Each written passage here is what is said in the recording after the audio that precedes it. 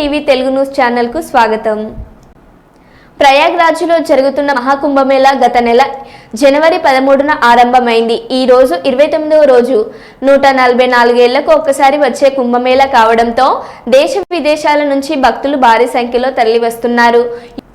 UP ప్రభుత్వం వెల్లడించిన గణాంకాల ప్రకారం ఇప్పటి వరకు దాదాపు 44 కోట్ల మంది త్రివేణి సంగమంలో పుణ్య స్నానాలు చేసినట్లు తెలుస్తుంది।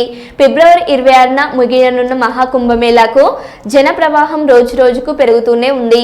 ఈ రోజు తెల్లవారుజామున 3 గంటల నుంచే వేలాది మంది భక్తులు పవిత్ర స్నానం ఆచరిస్తున్నారు।